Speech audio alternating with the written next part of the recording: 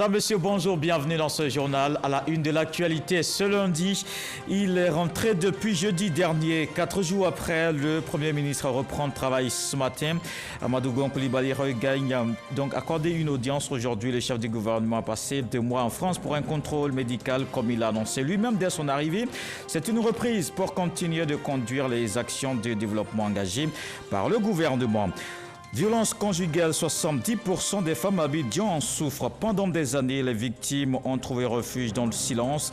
Le sujet est jugé tabou selon les approches traditionnelles. Aujourd'hui, ces femmes brisent le silence pour interpeller la communauté. Le dossier à suivre dans ce journal. Et puis en République dominicaine, le candidat de la gauche a remporté l'élection présidentielle. Lui, Abinader, est arrivé en tête du scrutin d'hier avec plus de 53% des voix. Ses principaux rivaux ont reconnu sa victoire. Plus de 7 millions d'électeurs étaient aux urnes hier. Le Premier ministre, vous le savez, est rentré depuis jeudi dernier. 4 jours après son arrivée à Abidjan, le chef du gouvernement a repris le travail ce matin. Tous ses collaborateurs étaient présents, accueil chaleureux. Ce lundi, les directeurs, conseillers et autres techniciens, il leur a fait une adresse, comme vous le voyez sur ces images, pour commencer la journée. Amadou Gon Coulibaly qui regagne donc ses bureaux à la primature pour continuer de conduire l'action gouvernementale. Ce matin, reprise donc du travail pour le chef du gouvernement. Et nous sommes en direct de la primature au plateau avec Gabriel Zani. Bonjour. Zani, comment débute cette journée de reprise du travail pour le chef du gouvernement ce matin à la primature? Bonjour Kolo. Alors c'est sous des applaudissements que le Premier ministre Amadou Gon Coulibaly a posé les pas sur le perron du bâtiment principal de la primature. Alors après une brève adresse à l'ensemble du personnel qui l'attendait à son arrivée, il est entré tout de suite en audience avec une délégation française. La délégation française était conduite par Gilles Huberson, l'ambassadeur de France en Côte d'Ivoire. Alors de quoi s'agit-il dans cette audience? Cette audience qui est d'ailleurs la première audience qu'il donne de la journée de reprise du travail. Alors, un peu plus tôt dans la matinée, le ministre de l'économie et des finances, Adama Coulibaly, qui représentait le Premier ministre, a procédé à l'ouverture des travaux de la mission d'instruction du 3e CDD. Alors, le CDD, c'est tout simplement un mécanisme de remboursement, de reconversion des dettes en subvention pour des projets de développement. Alors, le CDD, c'est le 3e qui a été lancé aujourd'hui et donc c'est l'épine dorsale de la coopération ivoiro-française. Merci Gabriel Zani. Le Premier ministre Amadou Gon Coulibaly de retour donc ce matin à ses bureaux, justement à la primature. Aujourd'hui, démarrage de l'instruction du 3e CDD. Gabriel Zani nous en parlait. Contrat de désendettement et de développement. La France et la Côte d'Ivoire veulent consolider les acquis des programmes en cours et prendre en compte les nouvelles priorités du prochain plan national de développement 2021-2025. Et voici une question qui préoccupe et qui reste toujours d'actualité. Les violences conjugales, 70% des femmes à Abidjan en souffrent. C'est ce que dit une enquête et nous allons le voir dans le document à venir. Une réalité sociale encore taboue quelquefois. Pendant des années, les victimes ont trouvé refuge dans le silence. Aujourd'hui, ces femmes parlent, alertent et interpellent. Violence conjugale, le temps de briser le silence, c'est un sujet de Sephora Zegui. C'est d'abord la violence morale. Après, c'est devenu physique, des coups pour rien du tout. Elle a connu l'enfer de la violence conjugale pendant 3 ans. 3 longues années de coups, d'humiliation, de dépression et de peur. Malheureusement, son cas est loin d'être isolé. En Côte d'Ivoire, une enquête du ministère de la Femme, de la Famille et de l'Enfant a révélé en 2018 que 91,91% de femmes sont victimes de violences. Certaines d'entre elles ont accepté de témoigner. Au début, ça allait, on a fait 25 ans et puis peu de temps après, il m'a présenté une dame. Il m'a dit qu'il veut prendre une seconde épouse. Dès qu'elle est rentrée à la maison, mon calvaire a commencé. Les statistiques font froid dans le dos. En 2019, l'Organisation des citoyennes pour la promotion et la défense des droits des enfants, femmes et minorités a recensé à Abidjan 70% de femmes victimes de violences intraconjugales. Dans ces 70% de femmes-là, il ressort qu'il y a plus de 80% des hommes qui, non seulement qui attestent avoir déjà battu des femmes, leurs partenaires ou leurs conjointes, mais aussi qui justifient ces violences-là. Les violences conjugales peuvent être physiques, psychologiques, verbales, sociales ou économiques. Pour apporter une réponse appropriée à ce fléau, une cellule genre est installée dans 33 commissariats en Côte d'Ivoire. Koumassi, au sud d'Abidjan, commissariat du 36e arrondissement. Cette femme a rendez-vous avec le point focal VBG. Depuis ce mois-ci, il y a un souci avec mon mari. Donc il me dit qu'il va me donner un hypopote, mais il ne le fait pas. Nous avons 4 enfants. 5 minutes d'échange ont suffi au point focal pour entamer une procédure afin de prendre en charge la plaignante. Après avoir pris les plaintes, on leur donne un numéro OP qui les conduit jusqu'au tribunal. La responsable de la cellule VBG du 36e arrondissement, c'est elle, le capitaine Grace Leba. Des 4 premiers mois de l'année 2020, nous avons enregistré 52 cas. Concernant la période du couvre-feu de mars-avril, nous avons enregistré 29 cas. Au total, 326 points focaux VBG sont installés dans tous les commissariats de Côte d'Ivoire.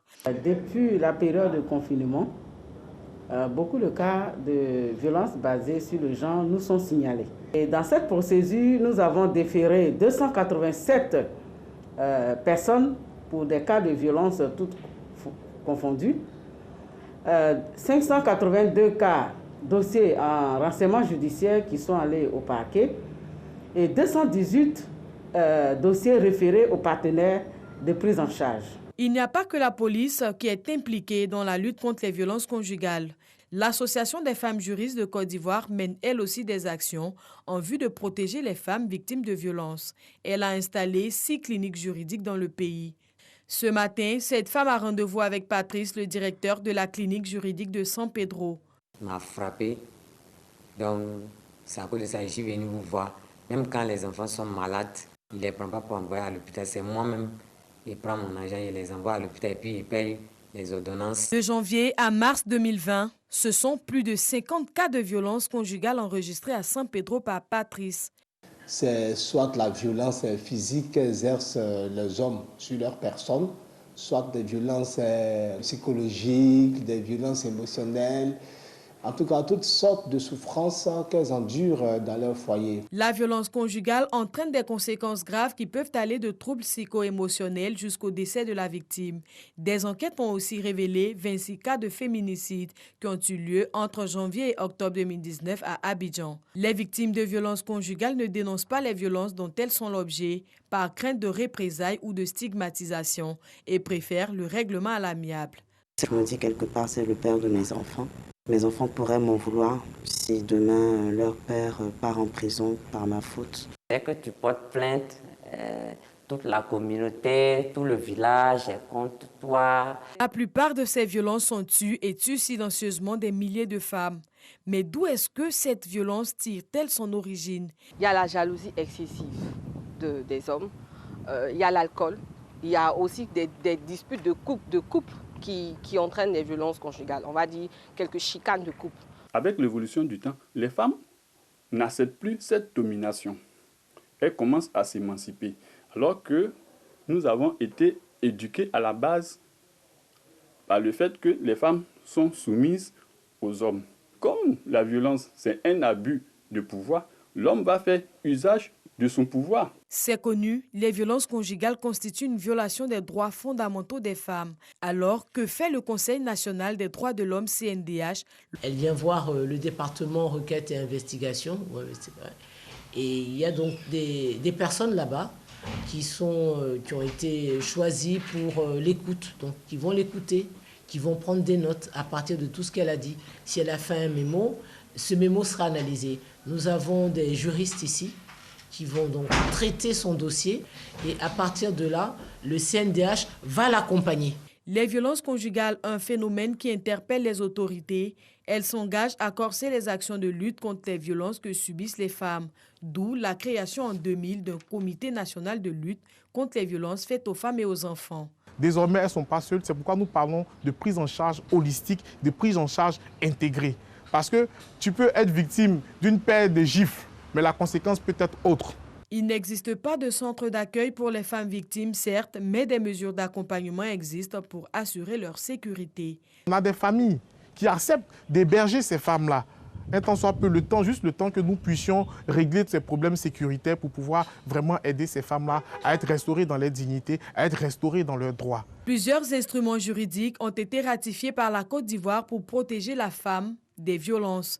Il s'agit entre autres de la Déclaration universelle des droits de l'homme de 1948, de celle de Beijing de 1995 et de la Convention sur l'élimination de toute forme de violence à l'égard des femmes. À côté de ces accords internationaux, des textes et lois nationaux existent eux aussi, mais dans la pratique, des défis restent à relever. Au niveau législatif, il faudrait que, conformément aux recommandations du Comité pour l'élimination de la discrimination à l'égard de la femme, que justement on ait ce régime spécial de répression de l'ensemble des violences faites aux femmes et des violences conjugales en particulier. Ça, c'est la première chose pour que nous puissions arriver à la tolérance zéro. La deuxième chose, il faut qu'on ait un centre d'accueil et d'écoute. Aujourd'hui, ce que nous demandons, c'est qu'il y ait une loi dans ce domaine-là, une loi qui soit spécifique pour qu'on puisse véritablement trouver des solutions. Au ministère de la Femme, de la Famille et de l'Enfant, on tape du poing sur la table. C'est la tolérance zéro pour les auteurs. C'est le lieu pour le ministère de la Femme, de la Famille et de l'Enfant de rappeler que la lutte contre les violences faites aux femmes demeure une priorité clairement affirmée par la Côte d'Ivoire. Par conséquent, toute personne qui exercera de telles violences à l'égard des femmes subira la rigueur de la loi. Malgré les mesures prises ça et là pour freiner le phénomène des violences conjugales, les bourreaux sont toujours en liberté. En refusant coups et blessures, c'est toute l'histoire de leur famille qu'elles ont décidé de changer. Et ces femmes victimes de violences conjugales qui espèrent une fin rapide à cette situation, c'était un dossier de Sephora Zegui. La lutte contre la Covid-19 aussi se poursuit. Le gouvernement multiplie les actions de sensibilisation afin d'arriver à bout de la pandémie.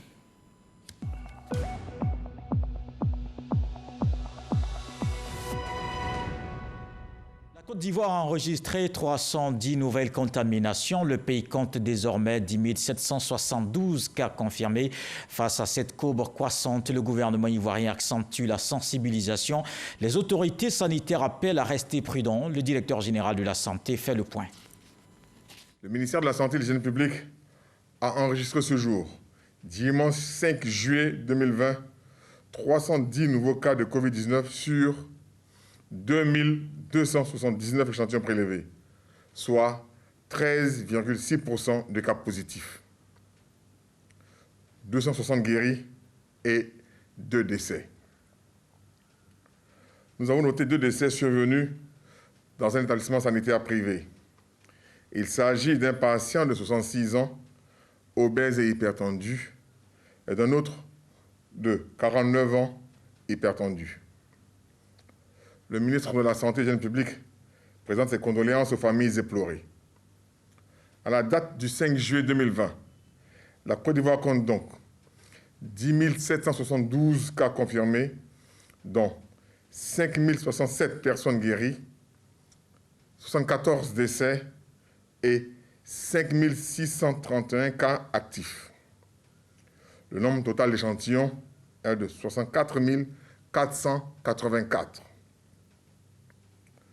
Le ministre de la Santé et de l'Hygiène publique rappelle que seul le respect des mesures barrières peut nous permettre de rompre la chaîne de transmission et de contrôler la pandémie sur notre sol. Il recommande donc à toute la population un strict respect de ces mesures barrières et notamment le port du masque lorsque nous sommes dans les lieux publics afin de nous protéger et de protéger les autres. N'oublions pas que c'est nous qui déplaçons le virus. Le ministre de la Santé et de l'Hygiène publique en appelle donc à la discipline et à la responsabilité de tous et de chacun si nous voulons stopper la transmission du virus. Si vous toussez, avez de la fièvre, des difficultés respiratoires et une perte de goût et de l'odorat, n'hésitez pas à vous rendre dans un des centres d'accueil de dépistage Covid-19 ou appeler les numéros gratuits suivants, le 101, le 119, le 125 et le 143. Le ministre de la Santé et de l'Hygiène publique remercie et félicite tous les acteurs du système de santé pour leur engagement et leur dévouement dans la lutte contre la pandémie. Je vous donne aussi des chiffres de la pandémie dans quelques pays africains. D'abord en Guinée, 5610 cas confirmés, 34 décès. Au Nigeria, il y a 28 711 cas confirmés, 645 décès, 7886 cas confirmés, 160 décès au Kenya. En Afrique du Sud, c'est 196 750 cas confirmés, 3199 décès. Et puis en Égypte, on compte 75 253 cas confirmés, 3343 décès. Dans le monde, 11 580 092 cas confirmés, 6 547 935 personnes guéries, 537 178 décès. Ici, en Côte d'Ivoire, le gouvernement fait le point de la gestion de la Covid-19 au quotidien. La pandémie reste encore active dans le pays, mais les autres pathologies aussi existent. Les populations ont exhorté à continuer de fréquenter les centres de santé pour les soins ordinaires.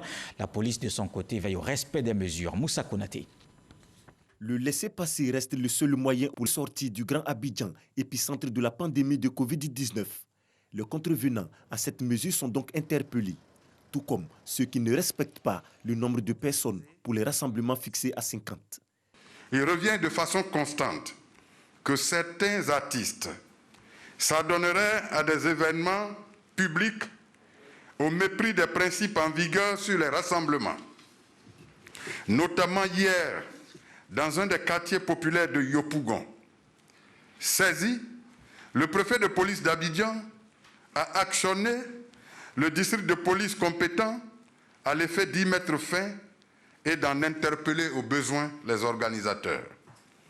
C'est par ailleurs le lieu de rappeler à nouveau, pour la gouverne de tous, que conformément aux mesures du 7e Conseil national de sécurité, tenu le jeudi 25 juin 2020, les rassemblements sont plafonnés à 50 personnes en un lieu, dans le strict respect des mesures sécuritaires et sanitaires barrières, notamment le port obligatoire de cache-nez, la distanciation d'au moins 1 mètre, tant dans le Grand Abidjan que dans les localités telles que San Pedro, Boaké, Aboasso, où l'on enregistre ces temps-ci plus de 30 cas positifs.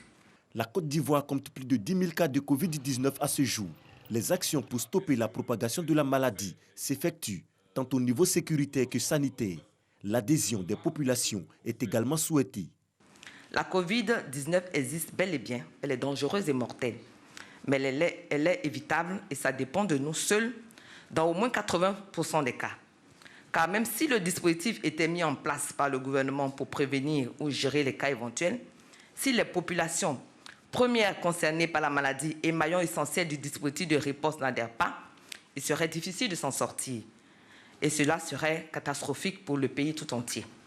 Le ministre de la Santé et du Jeune Public, le Dr Eugène Akawele, nous invite tous à encore plus d'efforts et d'engagement, tant individuels que collectifs, pour inverser l'évolution actuelle de la pandémie dans notre pays. En quoi faisant? En stoppant urgemment la propagation du virus dans notre pays. Malgré un faible taux de décès et plus de 40% de guérison, la maladie à coronavirus continue de faire des victimes. Il faut donc freiner son élan en observant les gestes barrières. Je vous emmène à présent dans le nord du pays, à Korogo. Les acteurs locaux de la gestion de la Covid-19 étaient en formation. Un atelier pour renforcer leurs capacités en cas de décès lié à la pandémie. Une initiative de la plateforme nationale de réduction des risques et de gestion des catastrophes de la primature. La correspondance d'Ami Sissoko. Comment réaliser l'inhumation d'une personne décédée de la Covid-19? La question était au cœur de l'atelier de formation des acteurs locaux de gestion d'une personne décédée. Autorités administratives, médecins urgentistes, responsables de pompes funèbres, religieux et chefs communautaires sont outillés à la manipulation et à l'inhumation d'un corps de la Covid-19 à titre préventif. Une initiative de la primature et de l'Institut national de l'hygiène publique avec l'appui financier de l'Union européenne. La gestion d'un corps Covid, ce n'est pas comme un corps qui est décédé d'une maladie anodine. Donc il y a une manipulation qui est vraiment du ressort des spécialistes. Les parents n'interviennent pas, les parents assistent. Donc ça, il faut communiquer assez pour que les parents comprennent mieux et acceptent. Tant que les parents n'ont pas accepté, ça devient un problème et ça peut être la base d'une propagation importante de la maladie. Face à une personne décédée de la Covid-19, le protocole est clair. Combinaison de protection obligatoire, manipulation délicate et règles sanitaires rigoureuses. Ce film montre le comportement recommandé, le même que celui adopté pendant la maladie à virus Ebola. Avec 4 cas et 0 décès à Covid-19 à Korogo, les participants approuvent cette formation. Nous sommes dans un milieu très sensible. Nous recevons les corps. Ça nous permet de prendre des dispositions pour l'enterrement et pour la conservation des corps. Quand on n'a pas une formation, on met trop de risques. Après 2 jours de formation, les acteurs devraient être capables de limiter le risque de contamination par les cadavres, assurer une sépulture digne aux personnes décédées de la COVID-19, offrir un soutien psychologique aux familles. Plusieurs autres villes recevront ces mêmes enseignements, notamment Bouaké, Abangourou, Man et Abidjan. On reste dans le nord du pays pour parler encore de lutte contre la Covid-19. Soro Corona nous conduit à Sirasso, non loin de Korogo. Les femmes de la localité soulagées, leurs activités commerciales et agricoles étaient impactées par la pandémie. Le gouvernement leur fait don de vivre et non vivre. La pandémie sanitaire à coronavirus n'épargne aucun secteur d'activité. Certaines personnes ont vu leurs activités réduites de moitié. Les femmes du monde rural des sous-préfectures de Sirasso, Kanoroba, Nafoun, département de Korogo, paient également un lourd tribut de la Covid-19. Difficile écoulement des productions agricoles et activités commerciales au ralenti. Pour permettre à ces femmes de retrouver un peu le sourire, les membres de la mutuelle de développement des femmes du Kafing ont reçu un don de vivres et de non-vivres du gouvernement. Don composé de riz, de pâtes alimentaires et d'huile. Un geste apprécié par les bénéficiaires. Pendant cette maladie à coronavirus, tout est bloqué. Rien ne marche. Le commerce, même l'agriculture, ça ne marche pas. Le commerce ne marche pas. Si aujourd'hui, notre sœur Maï a tout fait pour que nous, on ait ce qu'on a, vraiment, on lui dit merci. Mais le grand remerciement à Amadou Bon. Soro Maïmouna, présidente de cette mutuelle, a engagé ses femmes à ne pas baisser les bras et à respecter les mesures barrières pour éviter la Covid-19. Nous sommes venus les sensibiliser. Ici, les populations ne connaissent pas cette maladie-là. Nous sommes venus leur apporter des vivres parce que la situation à cause du Covid est difficile partout. Pour ce faire, Monsieur le Premier ministre a fait ce grand don pour les aider à soutenir les familles. La mutuelle de développement des femmes du Kafing a été créée en 2008 et revendique à ce jour plus de 15 000 membres. Elles exercent dans le commerce et le maraîcher. Et toujours dans le chapitre santé, ouverture ce lundi de la 23e conférence de la Société internationale sur le sida. Une rencontre qui réunit des milliers de chercheurs, politiciens et militants. Ils vont faire le point sur l'avancée de l'épidémie et des recherches scientifiques. Ce sont des villes de Auckland et San Francisco, lieux emblématiques de lutte contre le sida qui devaient accueillir cette conférence. Elle sera finalement virtuelle. Crise du coronavirus oblige. On parle à présent de lutte contre la drépanocytose, un concours de slam pour sensibiliser les populations. Les lauréats récompensés. L'objectif de cette compétition est d'appeler les pouvoirs publics pour l'intégration de la prise en charge de la maladie dans la politique nationale de santé. Jean-Marc Diadji. Bérénice Saraka, 17 ans et étudiante en droit, est sacrée vainqueur de Drépaslam édition 2020. Un concours de slam qui a pour objectif de sensibiliser et de contribuer à la lutte contre la drépanocytose, une maladie héréditaire du sang. Bérénice, la lauréate, a su convaincre le public parmi les 7 candidats en lice par l'originalité de son message poétique. J'ai été motivée par un ami qui m'a dit « Ah, faudrait participer parce que vraiment, c'est une bonne cause. Et puis quand on a du talent, il ne faut pas se cacher, il faut toujours oser. » Par mon slam, c'est déjà bien de se lancer dans ce combat parce que quand on commence à écrire, on voit vraiment que c'est une maladie qui n'arrange pas. La fondation LIA, à travers ce concours, espère défendre par la poésie les intérêts des malades atteints de drépanocytose et porter assistance aux familles. Le thème « Un pour tous, tous pour un » en est une illustration. C'est ensemble que nous allons gagner ce combat contre la drépanocytose. et que toutes les initiatives, que ce soit individuelles et collectives, permettent de faire avancer la lutte contre la drépanocytose.